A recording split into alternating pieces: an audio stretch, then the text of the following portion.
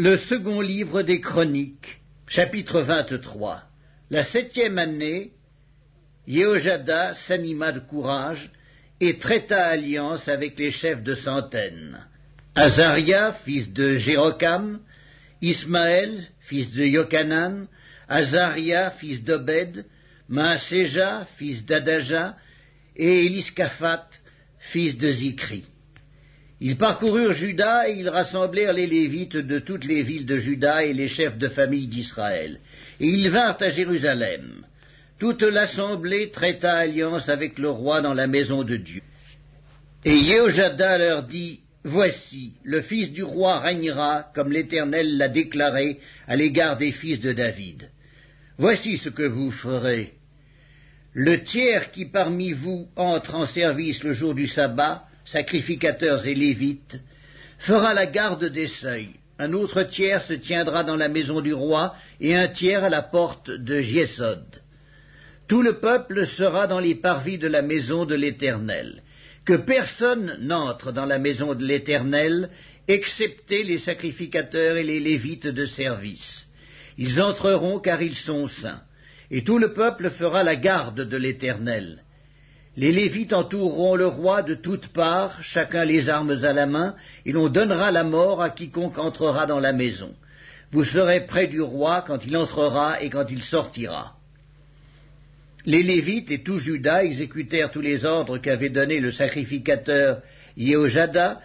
Ils prirent chacun leurs gens, ceux qui entraient en service et ceux qui sortaient de service le jour du sabbat, car le sacrificateur Jéhojada n'avait exempté aucune des divisions. Le sacrificateur Jéhojada remit aux chefs de centaines les lances et les boucliers, grands et petits, qui provenaient du roi David et qui se trouvaient dans la maison de Dieu. Il fit entourer le roi en plaçant tout le peuple, chacun les armes à la main, depuis le côté droit jusqu'au côté gauche de la maison, près de l'autel et près de la maison.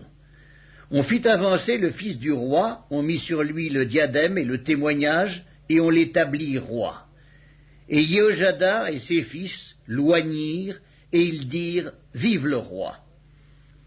Athalie entendit le bruit du peuple accourant et célébrant le roi, et elle vint vers le peuple à la maison de l'Éternel. Elle regarda, et voici, le roi se tenait sur son estrade à l'entrée.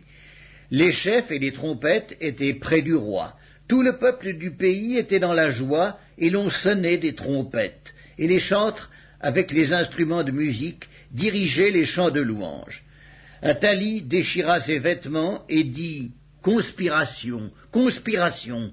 Alors le sacrificateur Jéhojada, faisant approcher les chefs de centaines qui étaient à la tête de l'armée, leur dit « Faites-la sortir en dehors des rangs, et que l'on tue par l'épée quiconque la suivra. » Car le sacrificateur avait dit « Ne la mettez pas à mort dans la maison de l'Éternel. » On lui fit place, et elle se rendit à la maison du roi par l'entrée de la porte des chevaux. C'est là qu'ils lui donnèrent la mort. Jéhojada traita avec lui tout le peuple et le roi une alliance par laquelle il devait être le peuple de l'Éternel. Tout le peuple entra dans la maison de Baal, et ils la démolirent. Ils brisèrent ses autels et ses images, et ils tuèrent devant les autels Mathan, prêtre de Baal. Jéhojada remit les fonctions de la maison de l'Éternel entre les mains des sacrificateurs, des Lévites, que David avait distribués dans la maison de l'Éternel, pour qu'ils offrissent des holocaustes à l'Éternel, comme il est écrit dans la loi de Moïse, au milieu des réjouissances et des chants, d'après les ordonnances de David. Il plaça les portiers aux portes de la maison de l'Éternel, afin qu'il n'entrât aucune personne souillée de quelque manière que ce fût. Il prit les chefs de centaines, les hommes considérés, ceux qui avaient autorité parmi le peuple, et tout le peuple du pays, et il fit descendre le roi de la maison de l'Éternel. Ils entrèrent dans la maison du roi par la porte supérieure, et ils firent asseoir le roi sur le trône royal.